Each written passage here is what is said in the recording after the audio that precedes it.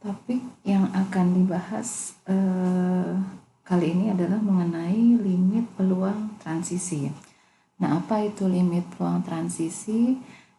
Jadi ide dari limit peluang transisi itu adalah kalau seandainya kita punya suatu rantai Markov, di mana rantai Markov ini kita eksperimenkan dalam waktu yang cukup lama.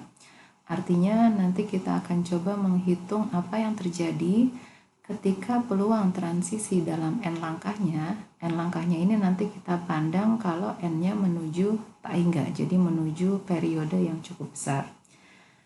Nah, sebelum kita masuk bagaimana konsep dari limit peluang transisi, di sini saya akan coba ilustrasikan dulu dengan sebuah contoh.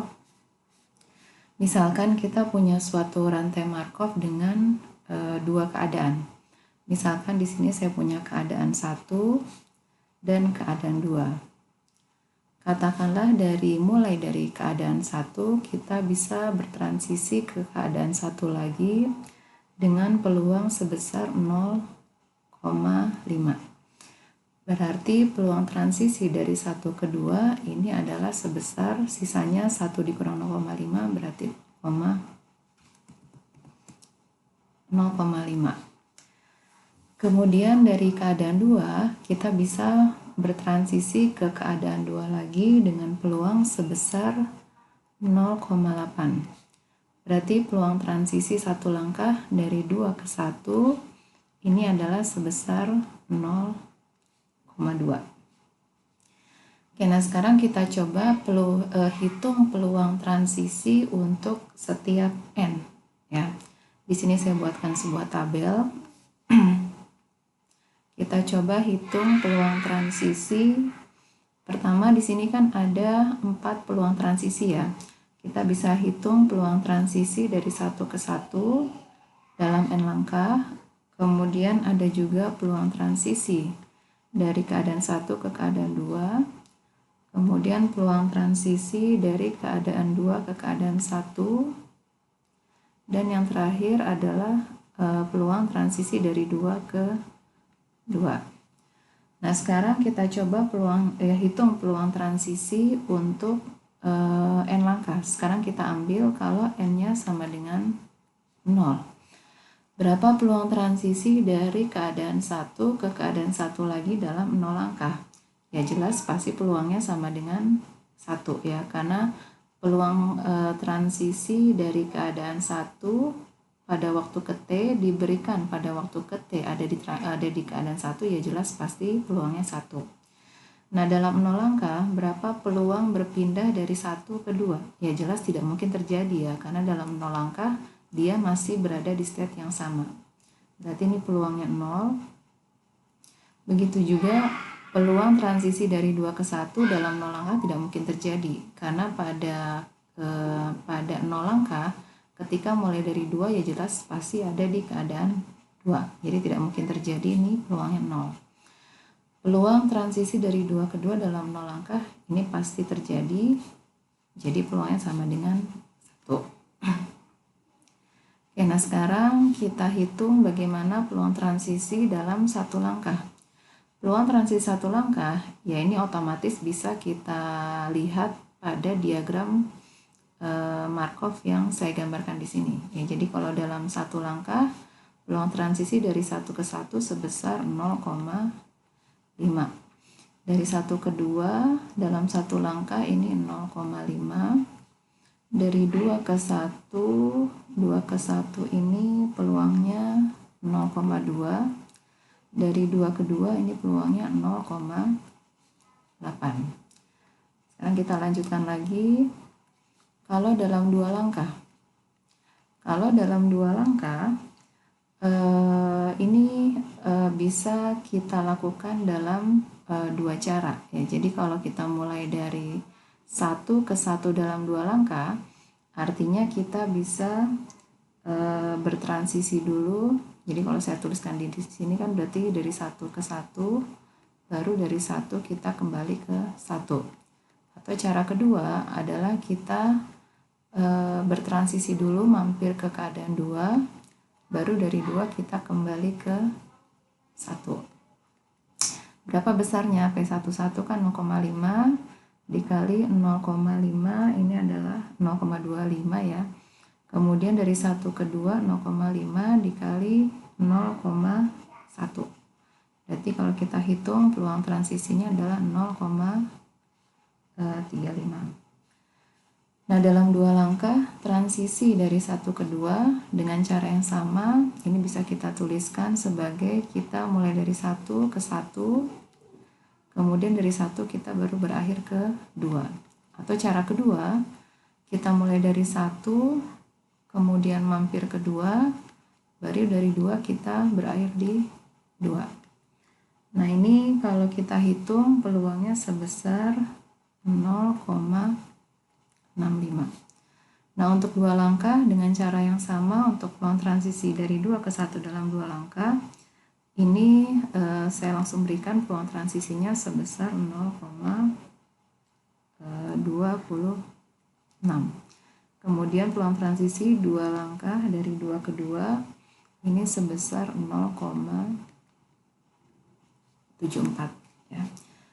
Oke, nah sekarang kita lanjutkan bagaimana kalau seandainya rantai ini kita eksperimenkan untuk langkah yang cukup besar. Misalkan sekarang kita hitung untuk N sama dengan 100. Ya, dengan cara yang sama berarti kan ada berbagai macam skenario ya. Di sini saya tuliskan, langsung saya hitung, bisa kita hitung kurang lebih peluang transisi dari 1 ke 1 untuk 100 langkah ini sebesar 2/7. Kemudian untuk 100 langkah dari 1 ke 2 ini besarnya 5/7. Kemudian dari 2 ke 1 dalam 100 langkah ini 2/7. Kemudian dari 2 ke 2 dalam 100 langkah ini adalah 5/7. Nah, ini juga sudah kemudian kalau kita lanjutkan untuk N101 misalkan. Ini juga sudah saya hitung ya. Nanti kita akan turunkan dapat dari mana besarnya peluang transisi, nanti kita akan lihat ya. Cuma di sini saya berikan dulu hasilnya. Ini juga sama 2/7. Ini juga sama 5/7. Ini juga sama. Nah, dari sini bisa kita lihat kalau N-nya kita buat lebih besar, peluang transisinya untuk masing-masing nilai peluang transisi I dalam N langkah. Jadi kalau kita lihat N-nya kita buat semakin besar, nilai peluangnya itu tidak akan berubah untuk setiap peluang transisi dari I ke J. Jadi nilai peluang transisinya bisa kita katakan dia akan konvergen ke suatu nilai tertentu. Jadi seperti P11, peluang transisi 11 untuk jangka panjang atau untuk N yang cukup besar itu peluangnya akan konvergen ke nilai 2/7. Nah, jadi di sini bisa kita lihat apa? Pertama, peluang transisi dari 1 ke 1 untuk N yang cukup besar ini kan peluangnya 2/7. Begitu juga kalau peluang kita mulai dari 2 dan berakhir di 1 dalam untuk N yang cukup besar ini peluangnya sama. Ya, jadi bisa kita lihat di sini ya. Peluang berakhir di keadaan 1 dari P11 untuk N yang cukup besar dan peluang berakhir di keadaan 1 dimulai dari keadaan 2 ini peluangnya sama. Ya, artinya apa? Ketika kita mau berakhir di keadaan 1, tidak peduli kita mulai dari keadaan 1 ataupun 2, ini peluang transisinya akan sama untuk keadaan yang cukup besar. Begitu juga kalau sekarang kita pandang peluang berakhir di keadaan 2 untuk N yang cukup besar, mau kita mulai dari keadaan 1 ataupun keadaan 2, ini peluangnya sama. Ya, sama-sama 5/7. Jadi di sini bisa kita lihat bahwa tidak peduli kita mulai dari keadaan berapapun, peluang transisi berakhir di suatu keadaan J itu akan selalu sama besarnya. Jadi untuk N yang cukup besar ya, dalam catatan untuk N yang cukup besar. Artinya peluang berakhir di suatu keadaan J untuk N yang cukup besar ini tidak bergantung pada state awal. Kalau dengan syarat bahwa rantainya kita eksperimenkan untuk waktu yang cukup lama. Nah, sekarang kita lihat yang menarik di sini, kenapa peluang berakhir di keadaan 2 itu kan 57 ya, jauh lebih besar jauh lebih besar dibandingkan peluang berakhir di keadaan 1 ya. Jadi kan peluang berakhir di keadaan 2 5/7 untuk N yang cukup besar, dan peluang berakhir di keadaan 1 adalah 2/7. Nah, kenapa bisa lebih besar peluang berakhir di keadaan 2? Sebenarnya secara logika ini masuk akal ya. Sekarang kita perhatikan diagram Markov ini. Sekarang kita lihat peluang dari keadaan 2 ke keadaan 1. Kalau sudah ada di keadaan 2, ya, kalau kita sudah ada di keadaan 2, itu akan susah keluar ya. Jadi kalau kita ada di keadaan 2, ini lebih banyak menghabiskan waktu di keadaan 2 karena peluang berada di keadaan 2 untuk beberapa langkah ke depan atau untuk satu langkah ya, ini peluangnya lebih besar. Jadi ketika kita sudah masuk ke 2, itu akan sulit untuk keluar dari 2 karena peluang berada di keadaan 2 sebesar 0,8. Tapi kalau kita ada di state 1, itu lebih mudah keluar dari state 1 karena ketika kita masuk ke state 1, kecenderungan keluarnya lebih besar dibandingkan kalau kita sudah masuk ke state kedua. Jadi waktu yang dihabiskan akan lebih banyak di state 2 dibandingkan di state 1. Jadi kondisi ini terrefleksikan dengan peluang di state 2 untuk N yang cukup besar itu lebih besar, peluangnya sebesar 5/7 dibandingkan peluang berada di menghabiskan di keadaan 1 yang peluang transisinya untuk N cukup besar itu sebesar 2/7. Jadi ilustrasi untuk N yang cukup besar ya, jadi ilustrasi ini menggambarkan untuk N yang cukup besar peluang transisinya akan mencapai nilai limit tertentu dan nilai peluangnya akan sama untuk keadaan terakhir tanpa peduli keadaan awalnya. Nah, sekarang apakah kondisi ini yang saya sebutkan tadi bahwa peluang berakhir di suatu keadaan itu tidak independen atau kita sebutkan independen ya. Jadi peluang berakhir di suatu keadaan itu akan berakhir tanpa peduli di mana dia mulai dari keadaan awalnya. Apakah sekarang pertanyaannya, apakah kondisi ini selalu terjadi? Ya. Apakah kondisi ini selalu terjadi?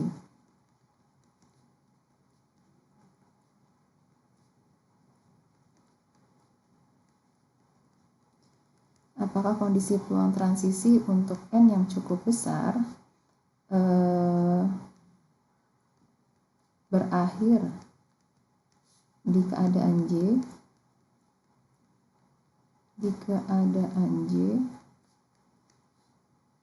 tanpa peduli keadaan awalnya? Kalau contoh yang saya berikan di sini kan ini terpenuhi ya. Ini adalah ilustrasi contoh di mana peluang transisi untuk N yang cukup besar, peluang berakhir di keadaan J itu tidak menghiraukan lagi di mana prosesnya itu dimulai tanpa peduli keadaan.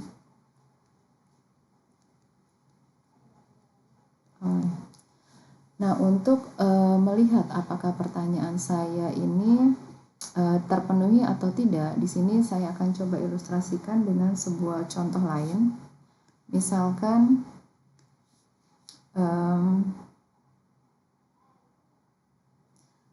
di sini saya punya diagram Markov. Ya, saya punya tiga keadaan 1, keadaan 2, dan keadaan 3. Misalkan kalau kita mulai dari 1, kita bisa bertransisi ke 2 dengan peluang 1. Kemudian begitu juga kalau dari 3 kita masuk ke keadaan 2, ini dengan besar peluangnya adalah 1. Kemudian kalau kita mulai dari 2, di sini bisa bertransisi baik ke 1 ataupun ke 3 dengan peluang yang sama. Ini besarnya 0,5, ini juga 0,5. Nah, sekarang pertanyaannya kan kita ingin melihat apakah nilai PIJ-nya, ya, PIJ ya, untuk N, dimana dengan syarat di sini untuk N yang cukup besar, ini akan konvergen ke suatu nilai, misalkan yang saya sebut sebagai PJ.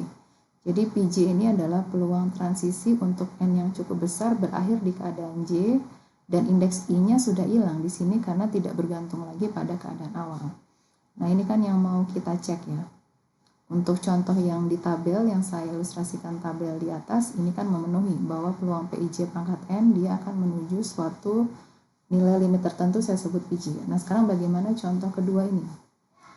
Nah, kita ingin melihat apakah peluang transisi untuk N yang cukup besar akan konvergen ke suatu nilai tertentu, tidak peduli state awalnya. Dengan kata lain, apakah state awal akan terlupakan setelah periode yang cukup panjang. Nah, sekarang kalau kita menyatakan konvergen ke suatu nilai, artinya kan dia akan mencapai suatu nilai titik tertentu. Nah, kalau tidak konvergen, artinya apa? Bahwa nilai peluangnya itu bisa berubah-ubah. Kadang nilainya besar, kadang nilai kecil. Jadi ada semacam sifat periodik. Nah, contoh yang saya berikan di sini, ini adalah contoh di mana kekonvergenan itu tidak terpenuhi. Nah, sekarang kita lihat apa yang terjadi pada proses yang saya berikan dalam diagram Markov di sini. Kalau seandainya kita mulai dari state 1, mulai dari state 2, pada satu langkah selanjutnya kita bisa masuk ke state 2. Jadi kalau kita mulai dari state 2, kita bisa masuk ke state 1, atau juga kita bisa masuk ke state 3 dengan peluang yang sama. Langkah selanjutnya, tidak peduli kita ada di keadaan 1 ataupun 3, ya, entah itu di 1 ataupun 3, pada satu langkah berikutnya kita pasti kembali lagi ke keadaan 2. Ya, jadi tidak peduli mulai dari 1 ataupun 3, kita selalu berakhir di kedua. Jadi rantai ini ada semacam sifat randomness, ya, keacakan, tetapi keacakannya ini agak terbatas. Jadi kalau kita keluar dari 2, langkah berikutnya selalu masuk lagi ke 2, ya. Jadi ini ada semacam pola periodik yang berulang-ulang. Jadi kalau kita hitung berapa periode dari state 2, definisinya sudah pernah saya sampaikan sebelumnya. Jadi kalau kita hitung berapa keadaan 2 ini periodenya, ya kita tahu kalau kita mulai dari keadaan 2, kita selalu kembali ke 2 itu dalam 2 langkah. Ya, jadi kalau kita mulai dari keadaan 2, pertama kita bisa kembali ke 2 dengan 2 langkah. Atau kalau sudah kembali ke 2, kita pasti keluar lagi ke 2, kembali lagi ke 2. Berarti dalam 4 langkah, kemudian 6 langkah, dan seterusnya. Pembagi terbesar dari himpunan bilangan 2, 4, 6 ini adalah 2, ya. Jadi contoh yang rantai Markov, diagram Markov yang saya berikan di sini, ini adalah suatu rantai Markov di mana keadaannya itu bersifat periodik, di mana periodenya adalah 2. Jadi kalau kita mulai dari 2, setelah langkahnya itu genap, kita yakin pasti kembali ke state 2 dengan peluang 1. Jadi kalau saya tuliskan peluang IJ untuk N langkah,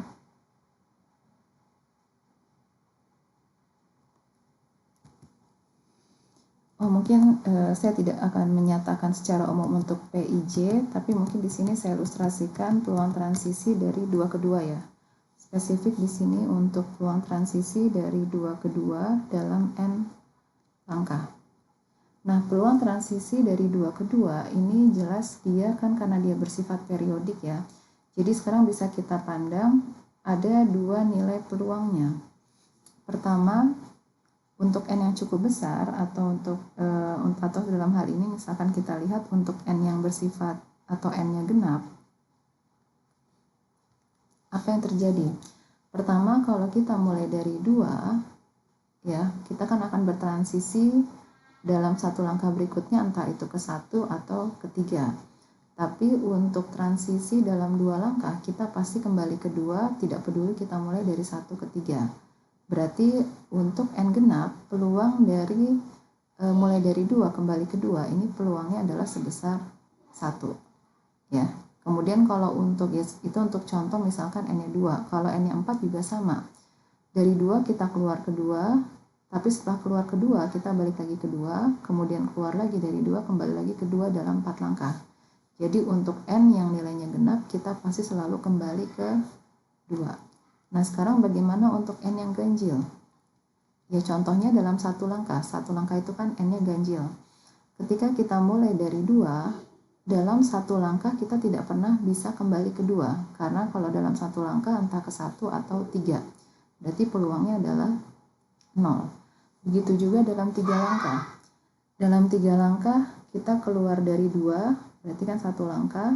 Kemudian dalam 2 langkah kita kembali ke 2. Dalam 3 langkah kita pasti keluar dari keadaan 2. Jadi peluangnya untuk n yang ganjil itu selalu sebesar 0. Jadi untuk n yang cukup besar atau kalau kita ambil n yang menuju tahingga, peluangnya tentu tidak akan konvergen ke suatu nilai tertentu. Karena kalau untuk contoh ini kan peluang dari 2 ke 2, untuk n berapapun dia tergantung dari nilai n. Jadi kadang nilai limitnya itu kadang nilainya 1 kalau n-nya genap, kadang nilainya bisa limit peluang transisinya bisa 0 kalau n ganjil. Jadi kekonvergenan dalam hal ini dia gagal, ya, tidak terjadi, nilainya tidak konvergen ke suatu nilai tertentu. Jadi dari sini ilustrasi ini bisa kita lihat apa? Bahwa kekonvergenan secara umum itu tidak selalu terpenuhi. Kalau rantainya memiliki pola yang bersifat periodik, maka bisa dipastikan bahwa kekonvergenan itu tidak akan pernah dicapai. Tapi kalau keadaannya bersifat aperiodik atau tidak periodik, maka kita tidak punya masalah dengan kekonvergenan. Jadi kalau kembali ke pertanyaan yang saya tuliskan di sini, apakah kondisi peluang transisi N berakhir di keadaan J tanpa peduli keadaan awalnya? Ini jelas jawabannya adalah tidak selalu, ya. Jadi dari sini ini tidak selalu terjadi, ya. Tidak selalu terjadi. Salah satu contohnya jika keadaan bersifat, yaitu jika keadaan bersifat periodik. Karena kalau bersifat periodik, ini limit peluang transisinya tidak konvergen. Limit peluang transisi tidak konvergen. Ya, jadi kalau tidak konvergen artinya nilainya bisa berubah-ubah. Dia tidak menuju ke suatu nilai tertentu. Nah, ini pertanyaan pertama yang saya sebutkan, yang saya tanyakan mengenai limit peluang transisi. Nah, sekarang pertanyaan yang kedua, kalau seandainya dia konvergen, ya, jadi kalau memang limit peluang transisinya menuju suatu nilai tertentu, apakah state awal itu berpengaruh atau tidak?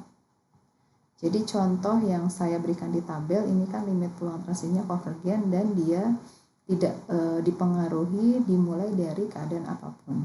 Nah, sekarang pertanyaannya yang kedua adalah kalau seandainya memang konvergen, limit peluang transisinya, ya, untuk N yang cukup besar. Sekarang jika konvergen, apakah state awal itu atau keadaan awal berpengaruh atau tidak?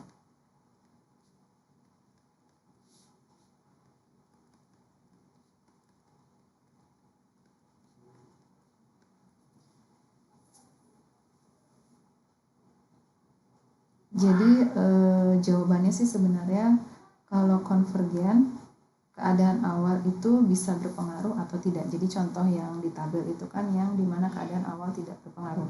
Tapi ada kalanya juga ketika dia konvergen, keadaan awal itu bisa mempengaruhi di mana prosesnya itu akan berakhir di suatu keadaan tertentu untuk n yang cukup besar. Ya. Jadi sebagai ilustrasi di sini saya contohkan, misalkan saya punya suatu diagram Markov, saya berikan misalkan saya punya 4 keadaan, ada keadaan 1, 2, 3, 4. Misalkan dari 1 bisa kembali ke 1, kemudian dari 2 bisa ke 1, dari 2 bisa ke 2, dari 2 bisa bertransisi ke 3, dari 3 ke 4, dari 4 ke 3, kemudian dari 4 juga bisa kembali ke 4. Ya.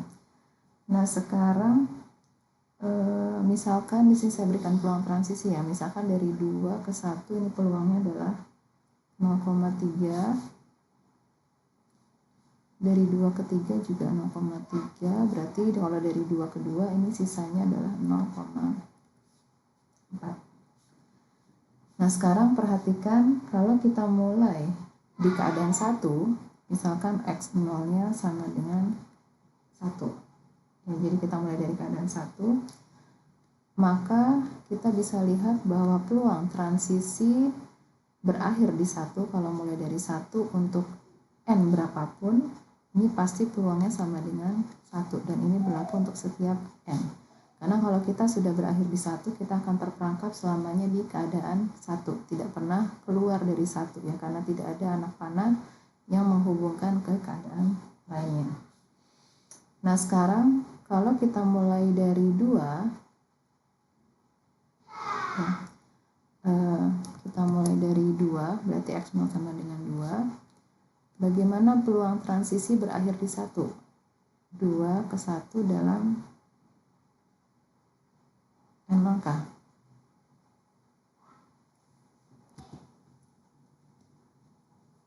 Ini nanti bisa kita hitung ya. Untuk sementara di sini saya tuliskan dulu untuk peluang dari 2 ke 1 untuk n yang cukup besar. Ini hasilnya sama dengan setengah, dan ini berlaku untuk setiap n yang cukup besar. Ya, jadi kalau n-nya menuju tak hingga. Kemudian bagaimana peluang transisi berakhir di 1 kalau seandainya kita mulai dari keadaan 3. Berarti sekarang kita hitung peluang transisi dari 3 ke 1 untuk n langkah. Sekarang kalau kita perhatikan diagram Markov ini, ketika kita mulai dari keadaan 3, ya kita tidak pernah bisa mencapai 1. Ya. Jadi kalau kita mulai dari 3, karena dia kalau mulai dari 3 dia akan hanya berputar di antara keadaan 3 dan 4 dan tidak pernah bisa mencapai keadaan 1. Berarti dari sini untuk n berapapun, peluang dari 3 ke 1 ini pasti selalu sama dengan 0. Ya, dan ini berlaku untuk setiap n. Nah, dari sini bisa kita lihat ya, peluang berakhir di keadaan 1 itu untuk n yang cukup besar, ini nilainya bergantung pada keadaan awal ya, karena dia berakhir di 1. Kalau mulai dari 1 kan peluangnya berbeda kalau mulai dari 2 ataupun mulai dari 3 ya. Jadi dari sini, jadi ini contohnya berbeda dengan contoh yang saya berikan di tabel di awal tadi ya. Jadi kalau tabel di awal kan peluang transisinya untuk n yang besar itu nilainya konvergen ke nilai tertentu dan nilainya tidak bergantung pada keadaan awal. Jadi mau mulai dari keadaan 1 ataupun 2 itu selalu berakhir di keadaan 1, itu peluangnya sama. Atau mulai dari 1 ataupun 2 itu tidak peduli, dimulai dari 1 ataupun 2 akan berakhir di keadaan 2 dengan peluang yang sama. Sedangkan contoh yang ini, yang ketiga ini adalah contoh di mana kita mau menghitung peluang berakhir di keadaan 1 untuk n yang cukup besar, nilai peluangnya masih bergantung pada keadaan awalnya. Ya. Jadi ini adalah contoh di mana keadaan awal berpengaruh terhadap limit peluang transisinya. Ya. Jadi jika konvergen, dan ini kan sebenarnya contohnya konvergen ya, konvergen ke suatu nilai tertentu, tetapi masih bergantung pada keadaan awalnya. Jadi ini jika kembali ke pertanyaan ini, jika konvergen, apakah keadaan awal ya? Ini apakah keadaan awal berpengaruh atau tidak? Ya, jawabannya berdasarkan contoh ini, keadaan awal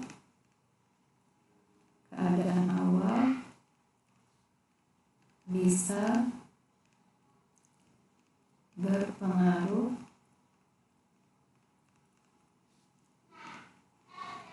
pada limit peluang transisinya.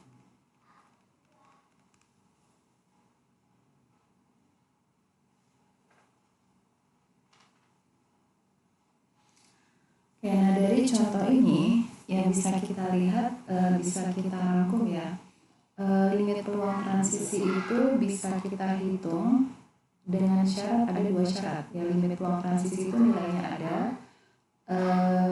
di mana syarat pertama adalah berdasarkan contoh tadi bahwa yang namanya ketika limit peluang transisinya ada atau konvergen ke suatu nilai tertentu, pertama yang harus dipenuhi adalah kelasnya itu, keadaannya pertama dia bersifat tidak periodik atau bersifat aperiodik ya. Kemudian yang kedua adalah berdasarkan contoh yang saya berikan di sini ya. Di sini kan adalah contoh di mana diagram rantai Markov-nya atau proses rantai Markov-nya di sini memiliki beberapa kelas keadaan. Nah, sekarang kalau kita identifikasi ada berapa kelas keadaannya? Kelas keadaannya ada sebanyak 1 ya. Pertama, yang kelas keadaan pertama adalah ini ada sebanyak pertama kita identifikasi dulu ya kelas keadaannya. Kelas keadaan yang pertama ini adalah kelas keadaan 1. Kemudian kelas keadaan yang kedua adalah 2 ya. 2 ini berada pada satu kelas sendiri karena 2 itu tidak berkomunikasi dengan keadaan yang lainnya ya. Jadi 1 cuma komunikasi dengan dirinya sendiri, begitu juga 2. Kemudian kelas keadaan berikutnya adalah kelas keadaan 3 dan 4, karena 3 dan 4 ini adalah keadaan yang saling berkomunikasi. Nah, sekarang kalau kita tentukan apakah kelas ini masing-masing bersifat transien atau recurrent. Sekarang kalau kita lihat kelas 1 ini adalah kelas yang bersifat recurrent ya, saya tuliskan R, tapi sini hasilnya recurrent. Karena kalau kita sudah masuk ke 1, kita akan terus selamanya berada di 1. Nah, bagaimana dengan 2? 2 dalam beberapa langkah itu akan berputar di 2, tapi pada akhirnya ketika keluar dari 2 itu tidak pernah bisa kembali lagi ke 2. Berarti 2 ini bersifat transien. Kemudian 3 dan 4 dia juga bersifat recurrent ya, karena kalau sudah masuk ke state 3 di sini akan terus berputar di keadaan 3 dan 4. Nah, contoh di mana di sini kan contoh di mana limit peluang transisinya konvergen, tetapi keadaan awal itu berpengaruh ya. Nah, ilustrasi diagram Markov ini adalah contoh di mana limit peluang transisinya berpengaruh, limit peluang transisinya itu dipengaruhi oleh keadaan awal. Dan diagram Markov ini adalah diagram Markov yang bersifat kita katakan reducible ya. Jadi reducible itu kan artinya semua keadaan itu tidak saling berkomunikasi. Jadi atau dengan kata lain bahwa keadaannya itu berada dalam beberapa kelas. Sedangkan sebaliknya kalau kita punya rantai Markov yang bersifat bersifat irreducible, tidak dapat direduksi, artinya semua keadaan berada dalam satu kelas yang sama. Atau dengan kata lain, ketika semua keadaan berada dalam satu kelas yang sama, berarti semua keadaan saling berkomunikasi.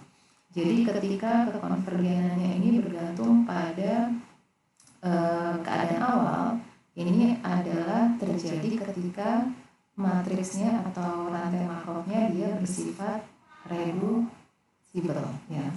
Jadi dari sini bisa kita kembali lagi mengenai ringkasan apa yang dimaksud dengan limit peluang transisi. Jadi limit peluang transisi pertama dia terpenuhi kalau keadaannya bersifat aperiodik atau tidak periodik. Kemudian yang kedua, limit peluang transisi ini di mana dia tidak bergantung pada keadaan awal ini terjadi jika rantai Markovnya itu bersifat irreducible.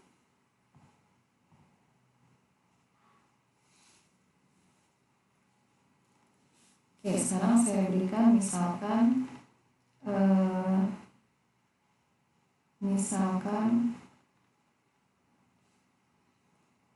limit peluang transisi, misalkan limit peluang transisi dari I ke J untuk N yang cukup besar, ya, N yang juta hingga, dia akan konvergen ke suatu nilai dan tidak berpengaruh pada keadaan awalnya. Jadi saya katakan limit peluang transisinya berakhir atau peluang transisinya bisa kita hitung sebagai PJ dan tidak lagi bergantung pada keadaan awal, ya.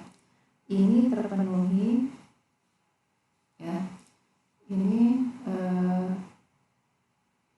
terpenuhi jika jadi persamaan ini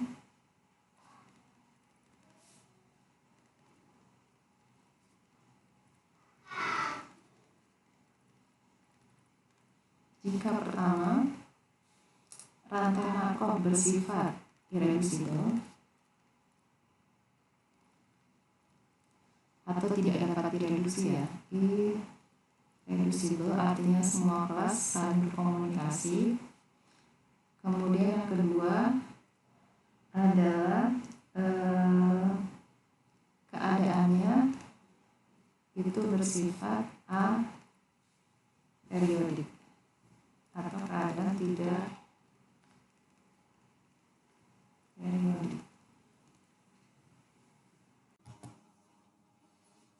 Dari sini idenya adalah jika kita ingin menghitung limit peluang transisi dari suatu rantai Markov, maka dua kondisi yang saya berikan di sini ini harus terpenuhi. Jadi pertama, sebelum kita menghitung limit peluang transisi, pastikan pertama bahwa rantai Markovnya itu bersifat irreducible atau tidak dapat direduksi. Artinya kita harus memastikan bahwa semua keadaan itu berada pada kelas yang sama. Kemudian kondisi kedua yang harus dipenuhi adalah bahwa semua keadaannya itu bersifat aperiodik. Jadi ketika salah satu dari dua kondisi ini atau bahkan dua-duanya tidak terpenuhi, maka limit peluang transisinya itu tidak konvergen dan juga bergantung pada keadaan di awal waktu. Jadi contohnya seperti contoh yang saya berikan sebelumnya, misalkan kondisi pertama di mana rantai Markovnya itu tidak terpenuhi bahwa dia tidak irreducible atau artinya dia reducible. Implikasinya apa terhadap limit peluang transisi? Implikasinya adalah bahwa ketika rantai Markov tidak bersifat irreducible, maka limit peluang transisinya itu masih bergantung pada kondisi di awal waktu. Jadi ketika kondisi di awal waktunya itu berbeda, maka limit peluang transisinya juga akan berbeda.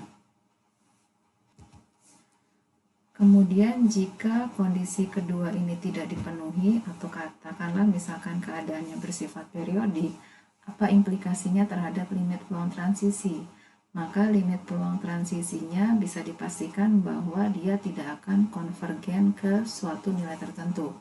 Artinya limit peluang transisinya itu bisa berubah-ubah atau kita katakan divergen.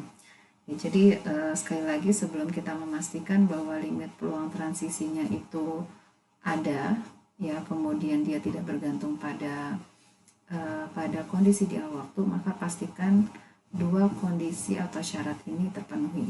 Jadi jika kedua kondisi ini terpenuhi, maka bisa dipastikan bahwa solusi dari limit peluang transisi ini ada. Ya, jadi di sini saya tambahkan jika kedua kondisi ini terpenuhi, ya, maka solusi dari PJ ya ini ada dan dia juga bersifat tunggal, ya ada dan bersifat tunggal, di mana PJ ini adalah dia menyatakan proporsi jangka panjang dari rantai Markov itu berada di keadaan J, ya di mana PJ ini adalah proporsi atau peluang proporsi jangka panjang suatu rantai Markov berada di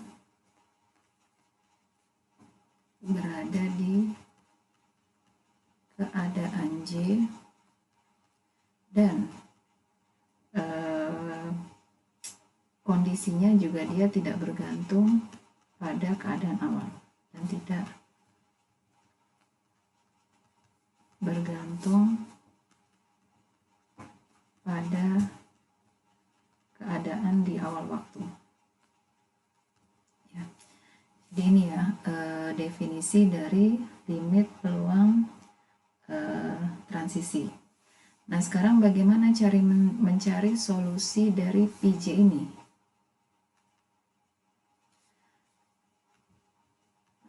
Nah mencari solusi ini sekarang kita pandang dulu peluang transisi IJ untuk N langkah. Nanti kita akan lihat bagaimana ketika N-nya itu menuju tak hingga.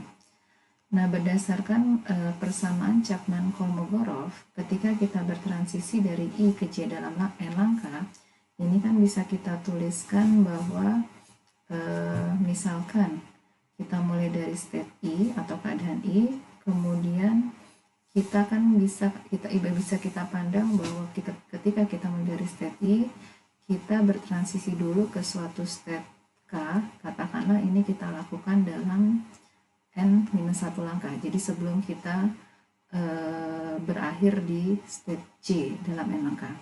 Nah, ketika kita mampir ke suatu keadaan K dalam N-1 langkah, maka langkah berikutnya kita mulai dari state K, kemudian baru kita berakhir di state J, dan ini kita lakukan dalam satu langkah. Dan tentu ketika kita mampir ke suatu keadaan K, di sini kan kita punya berbagai macam atau kita punya beberapa keadaan. Ya, jadi misalkan contohnya misalkan kita punya ruang keadaannya itu ada sebanyak tak hingga, artinya ketika kita mampir ke step K dulu atau ke keadaan K dalam N-1 langkah, ya tentunya ini kita lakukan dengan berbagai macam skenario. Ya berarti kita punya penjumlahan di mana K-nya ini mulai dari 0 sampai ke tak hingga. Ya. Jadi ini adalah persamaan yang kita buat berdasarkan prinsip dari persamaan Chapman-Kolmogorov, artinya kita mampir dulu ke suatu state K, di mana K-nya ini kan bisa kita pandang dari K keadaan 0, 1 sampai dengan tak hingga. Dan ini kita mampir ke state K dalam N-1 langkah, baru pada satu langkah terakhir kita berakhir di keadaan J. Nah sekarang karena kita idenya adalah kita mau mencari limit peluang transisi. Sekarang kita ambil limit untuk langkah atau n-nya menuju tahingga. Ini kita kenakan pada persamaan di sebelah kiri. Artinya kita juga harus memberikan limit juga yang sama untuk persamaan yang di sebelah kanan. Berarti limit dari sigma PIK N minus 1 dikali PKJ. Nah, berdasarkan definisi yang saya berikan sebelumnya di sini ya, di mana limit n menuju tahingga untuk peluang transisi I ke J dalam n angka ini kan kita sebut PJ. Berarti ini kita sebut PJ. Kemudian di sini kita lihat untuk persamaan sebelah kanan, peluang transisi yang mengandung unsur n, yaitu kan adalah peluang transisi dari I ke K dalam n-1 langkah. Sedangkan karena PKJ-nya tidak mengandung unsur n, berarti kan ini bisa kita pandang sebagai suatu konstanta. Nah, sekarang kalau kita ambil, limit n menuju tahingga untuk peluang transisi dari I ke K dari n-1 dikalikan dengan PKJ, maka sekarang kalau kita lihat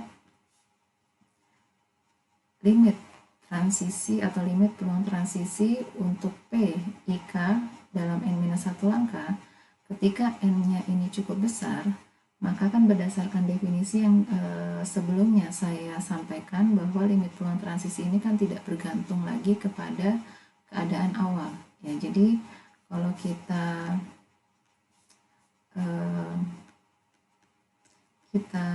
tuliskan kembali, berarti limit dari PIK ini bisa kita tuliskan sebagai PK ya. Ya, sama seperti PIJ ya, berarti kan limit peluang transisinya dia adalah limit peluang transisi yang tidak lagi bergantung pada I, berarti menjadi PJ. Begitu juga untuk PIK, untuk n yang cukup besar maka limit peluang transisinya sudah tidak lagi bergantung kepada state I di awal, maka limit peluang transisinya menjadi PK. Kemudian dikali dengan PKJ. Ini berlaku untuk semua senarionya adalah untuk K dari 0 sampai dengan tahingga ya. Dan tentunya ini berlaku untuk setiap keadaan J di mana yang kita tahu pasti penjumlahan dari PJ ya ini sama dengan 1, dan ini berlaku untuk semua J ya. Dan ini saya lupa ya, di sini ada satu tambahan kondisi di mana penjumlahan dari limit peluang transisinya ini harus sama dengan 1 ya. Ini berlaku untuk semua penjumlahan untuk semua J.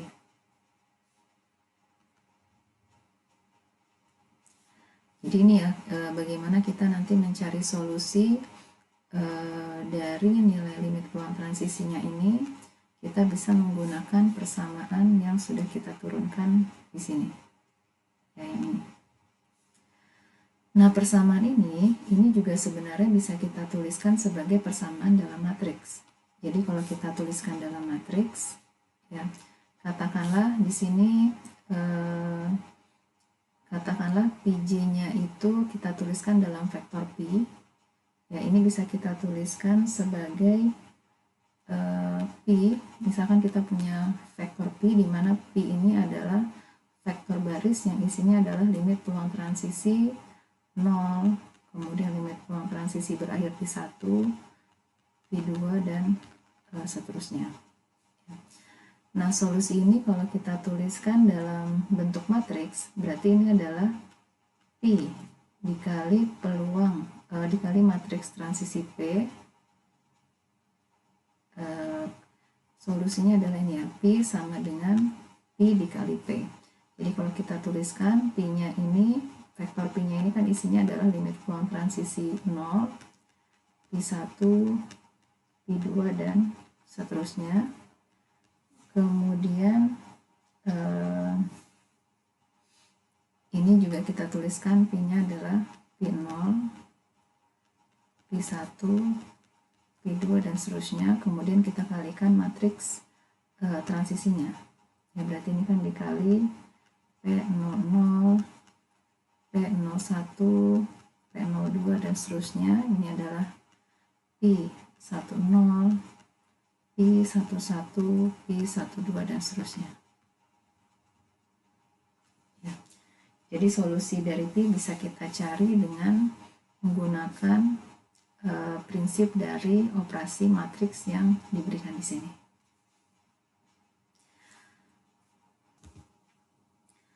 Nah, kembali ke contoh di awal yang saya berikan di sini ya. Nah, ini. Nah, sekarang kita coba turunkan besar limit peluang transisi berakhir di keadaan 1 dan juga berakhir di keadaan kedua untuk N yang cukup besar. Jadi kita akan coba turunkan nilai 2/7 dan 5/7-nya ini kita bisa cari solusinya dengan menggunakan persamaan matriks yang tadi saya berikan. Ya, jadi kalau kita kembali, sekarang kita coba turunkan ya limit peluang transisinya berdasarkan contoh pertama yang saya berikan di awal. Jadi di sini kita punya peluang transisinya adalah, kalau kita tuliskan dalam matriks transisi, berarti matriks transisinya adalah 0,5. Ini adalah peluang transisi dari 1 ke 1, kemudian dari 1 ke 2 tadi adalah 0,5. Kemudian kalau dari 2 ke 1, di sini kita punya peluang transisi satu langkahnya 0,2, sedangkan dari 2 ke 2 adalah sebesar 0,8. Nah, di sini untuk mencari solusi yang paling mudah saya menggunakan prinsip persamaan matriks ini ya, walaupun kita juga bisa menggunakan persamaan yang saya berikan di sini ya. Nah, sekarang yang mau kita cari adalah limit peluang transisi, di mana limit peluang transisinya itu kita tuliskan dalam vektor P, berarti ini adalah P1 dan P2. Berdasarkan persamaan operasi matriks, P ini bisa kita cari solusinya dengan mengalihkan P dikali peluang transisinya. Berarti kita punya P1, P2 sama dengan P1 dikali P2 dikalikan dengan peluang transisinya adalah 0,5, 0,5, 0,2, dan 0,8. Oke, berdasarkan persamaan matriks ini kita bisa hitung bahwa P1 ini adalah sebesar 0,5 dikali P1 ditambah 0,2 P2. Jadi berdasarkan persamaan matriks ini kita bisa turunkan ada dua persamaan linear. Kemudian ini persamaan linear yang pertama, dari persamaan P1 sama dengan 0,5 dikali P1 ditambah 0,2 kali P2. Persamaan yang kedua adalah P2 bisa kita tuliskan sebagai 0,5 dikali P1 ditambah 0,8 P2. Nah, berdasarkan persamaan pertama ini kan bisa kita sederhanakan, karena ini kita punya P1 di ruas kanan dan ruas kiri, berarti ini kalau kita pindahkan, kita punya sekarang P1 dikurangi 0,5 P1, berarti kita punya 0,5 P1 sama dengan 0,2 P2.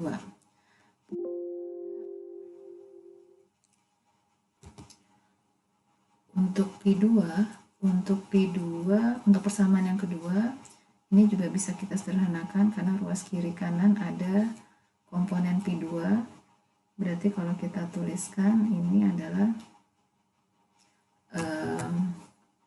P2-nya kalau kita pindahkan yang sebelah kanan ke kiri, berarti kita punya 0,2 pi 2 sama dengan 0,5 pi 2. Nah, sekarang kalau kita perhatikan dua persamaan linear ini kan sama ya bentuknya. Sama-sama 0,5 ini pi 2 ya. Ini pi 1 ya, pi 1. Jadi kalau kita perhatikan kedua persamaan ini, dua-duanya memiliki persamaan, bentuk persamaan yang sama ya, sama-sama 0,5 pi 1, sama-sama juga 0,2 pi 2. Jadi di sini kalau kita mau memandang atau mencari solusi dari limit peluang transisinya, kalau kita ambil persamaan dari pi sama dengan pi kali p, kita selalu memiliki satu persamaan redundant atau satu persamaan yang bentuk persamaannya sama dengan persamaan yang lain. Jadi di sini kita perlu satu persamaan tambahan untuk mencari solusi dari pi 1 dan pi 2. Karena kan di sini kita punya dua parameter yang tidak diketahui, yaitu pi 1 dan pi 2. Kalau kita mau mencari solusi di mana ada dua parameter yang tidak diketahui, berarti kita harus mempunyai minimal dua persamaan. Nah, karena di sini kita hanya punya satu persamaan, berarti kita perlu satu persamaan tambahan yang bisa kita peroleh atau bisa kita tuliskan, di mana kita tahu bahwa penjumlahan dari Pj itu sama dengan 1. Artinya di sini karena kita hanya punya dua keadaan, berarti persamaan yang kedua itu bisa kita tuliskan sebagai pi 1 ditambah pi 2 sama dengan 1. Nah, sekarang kalau ini saya sebut adalah persamaan pertama, ini adalah persamaan kedua. Jadi sekarang kita sudah punya dua persamaan yang berbeda untuk mencari solusi pi 1 dan pi 2. Sekarang kalau kita bisa pakai substitusi atau pakai cara eliminasi ya. Sekarang kalau kita coba substitusi aja, di sini kan artinya saya punya persamaan pi 1 sama dengan 1 minus pi 2. Sekarang kita substitusi persamaan 2 ke persamaan 1. Berarti kalau kita punya 0,5 pi 1-nya ini kan 1 minus pi 2 sama dengan 0,2 pi 2. Berarti ini adalah 0,5 dikurangi 0,5 pi 2 sama dengan 0,2 pi 2. Sekarang kalau kita pindah ruas, 0,5 pi 2-nya berarti ini menjadi 0,7 pi 2 sama dengan 0,5. Berarti kita punya solusi pi 2-nya sama dengan 5/7. Karena penjumlahan pi 1 dan pi 2 sama dengan 1, berarti bisa kita hitung pi 1 adalah 2/7. Ya. Solusi ini jelas sama dengan solusi yang saya tuliskan di tabel di awal. Jadi pi 2-nya 5/7. Ya. Pi 2-nya 5/7. Sedangkan pi 1-nya adalah 2/7.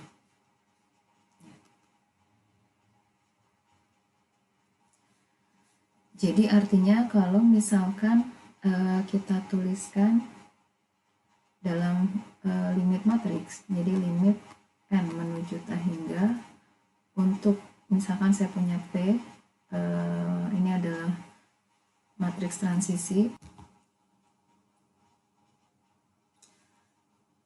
limit peluang transisi kalau kita pandang sebagai limit yang kita kenakan pada matriks transisi, berarti kan ini P pangkat n artinya menghitung peluang transisi untuk n langkah. Di sini kita pandang sebagai mengalihkan matriks transisinya sebanyak n kali. Nah, jika dengan syarat bahwa kedua kondisi yang tadi saya berikan terpenuhi, bahwa bersifat irredusibel dan keadaannya periodik, maka limit dari matriks transisinya untuk n menuju t hingga ini bisa kita tuliskan sebagai matriks juga, di mana pada kolom pertama isinya adalah pi 0,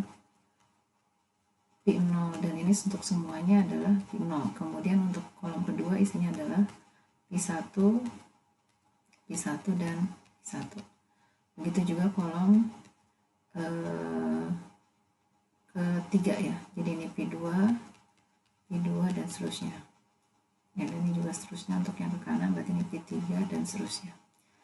Oke, jadi dari sini bisa kita lihat bahwa ketika dua syarat yang tadi diberikan itu terpenuhi, maka matriks transisinya untuk N yang cukup besar, matriks transisi ketika kita pangkatkan N, maka hasilnya adalah untuk setiap kolom itu nilai peluang transisinya itu selalu sama ya, peluang transisi untuk N angkanya itu nilainya selalu besarnya sama, karena idenya kan dia tidak lagi bergantung pada keadaan awal. Jadi mau mulai dari 0, keadaan awal kan di sini ya, mau mulai dari 0, mau mulai dari 1 ataupun 2 dan seterusnya, ini tidak mempengaruhi nilai dari peluang transisi berada di 0. Jadi karena semuanya sama, tidak bergantung pada waktu, maka setiap kolom dari matriks transisi untuk N langkah dan untuk N yang cukup besar, maka nilainya akan sama. Nah, kalau kita kembali ke contoh di mana kita memiliki dua keadaan di sini, maka kalau kita hitung P untuk peluang matriks transisi, tadi kan di sini saya sebutkan atau di tabel di atas, kita hitung untuk N-nya misalkan 100 ya. Kalau kita tuliskan atau kita kalikan, ketika kita kalikan matriks transisinya sebanyak 100 kali, ya P kali P kali P sebanyak 100 kali, maka kita bisa dapatkan matriks transisi untuk 100 langkah, ini nilainya adalah 2/7, ini adalah 2/7, kemudian ini juga 2/7, karena dia tidak lagi bergantung pada keadaan awal untuk berakhir di keadaan 1. Begitu juga berakhir di keadaan 2 untuk N 100 langkah, ini tidak bergantung pada keadaan awal, jadi mau mulai dari 1 ataupun 2 hasilnya akan sama ya. Ini bentuk dari matriks transisi ketika rantai Markovnya kita eksperimenkan untuk N yang cukup besar.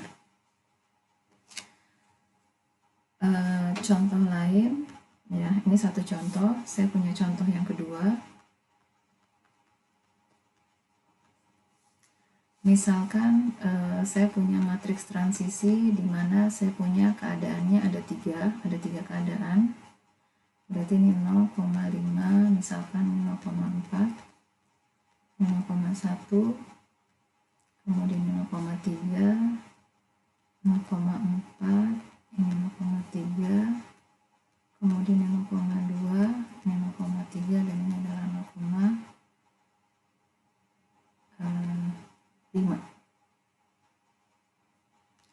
Ya, nah sekarang yang ditanyakan, berapa peluang jangka panjang untuk masing-masing keadaan? Berapa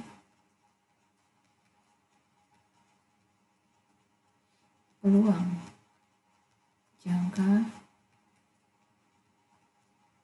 panjang untuk masing-masing keadaan, atau dengan kata lain kita mau menghitung berapa limit peluang transisinya.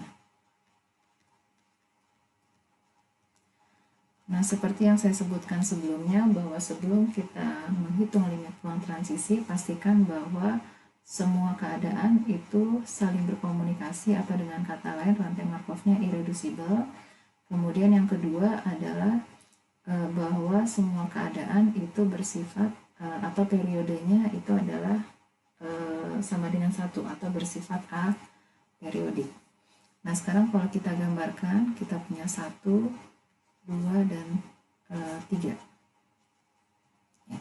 Nah, sekarang kalau kita perhatikan, ini kan semua elemen di dalam matriks transisinya tidak 0, artinya selalu ada anak panah yang menghubungkan antara keadaan satu dengan keadaan lainnya.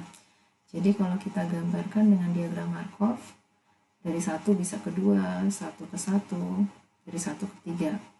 Begitu juga dari 2 kita bisa ke 2, kembali ke 2, atau bisa ke 1 dan ke 3. Mulai dari 3 kita bisa ke 3 lagi, atau bisa ke 2 dan juga ke 1. Dari sini jelas bahwa pasti matriksnya atau rantai Markovnya bersifat irreducible, karena semua keadaan berada dalam satu kelas yang sama dan saling berkomunikasi. Kemudian yang kedua, kita bisa perhatikan bahwa pasti keadaannya ini bersifat A periodik. Caranya paling mudah adalah kalau ada transisi ke dirinya sendiri, ini sudah pasti dia bersifat A periodik, karena contohnya ketika kita mulai dari keadaan 2, ya, kita selalu bisa kembali ke keadaan 2 dalam satu langkah. Artinya kita melakukan transisi langsung ke dirinya sendiri. Kemudian dalam 2 langkah juga kita bisa kembali lagi ke 2. Caranya ya bisa kita dari 2 terus berputar 2 dalam 2 langkah, atau juga bisa kita melalui 1 atau kembali ke 2. Jadi jelas di sini matriksnya atau rantai Markovnya irreducible dan keadaannya itu bersifat atau memiliki periode sama dengan 1 atau kita sebut A periodik. Karena 2 sifat ini terpenuhi, maka bisa dipastikan kita memiliki solusi tunggal untuk limit peluang transisinya. Nah, dengan cara yang sama, sekarang kita tuliskan dalam bentuk persamaan matriks. Berarti kita punya P1 kali P2 dikali P3 sama dengan P1 dikali P2 kali P3. Kemudian kita kalikan dengan matriks transisinya.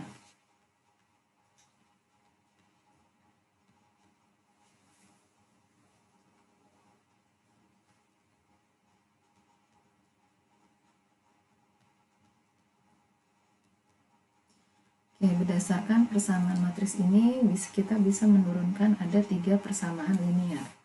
Jadi yang pertama kita punya P1 sama dengan 0,5 P1 ditambah 0,3 P2 ditambah 0,2 P2. Persamaan linear yang kedua adalah 0,4 P1 ditambah 0,4 P2 ditambah 0,3 P3. Ini 3 ya. 3. Kemudian persamaan yang ketiga adalah 0,1 P1 ditambah 0,3 P2 ditambah 0,5 P3. Nah, dari sini kita punya 3 persamaan, cuma nanti kalau diturunkan atau kita sederhanakan, satu di antara ketiga persamaan ini ada yang bersifat redundant. Artinya dari 3 persamaan ini sebenarnya nanti hanya ada 2 yang terpakai. Cuman masalahnya adalah ketika kita mempunyai 3 parameter yang tidak diketahui, ya tentu untuk mencari solusi dari ketiga parameter ini P1, P2, P3 kita butuh 3 persamaan.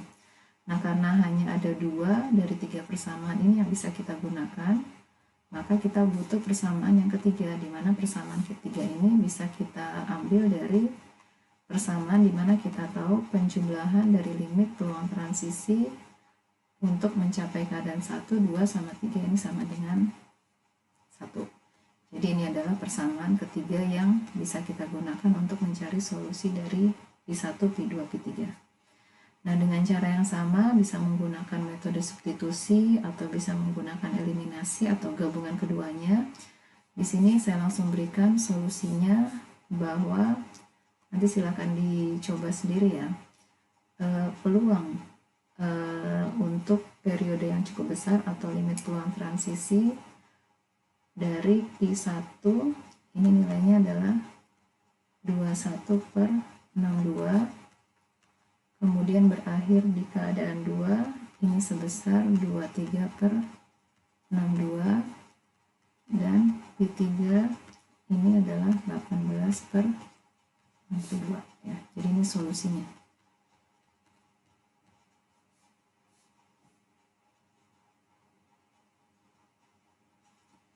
Ini contoh kedua ya. Saya berikan satu contoh lagi.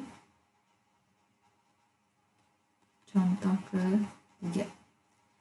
Ini contoh yang pernah saya berikan sebelumnya, di mana saya punya kasus di mana misalkan 3 dari setiap 4 truk yang ada di jalan akan diikuti oleh sebuah mobil. Sementara itu hanya 1 dari setiap 5 mobil akan diikuti oleh sebuah truk. Jadi kalau kita tuliskan matriks transisinya, Ini pernah saya berikan di materi sebelumnya. Jadi peluang transisinya ini kita punya keadaannya ada dua. Keadaan di mana ada truk sama mobil. Kemudian ini juga sama ya, truk sama mobil. Di mana peluang transisinya ini sebesar 1/4, ini 1/5, ini adalah 3/4, ini adalah 4/5. Nah, sekarang yang ditanyakan adalah berapa proporsi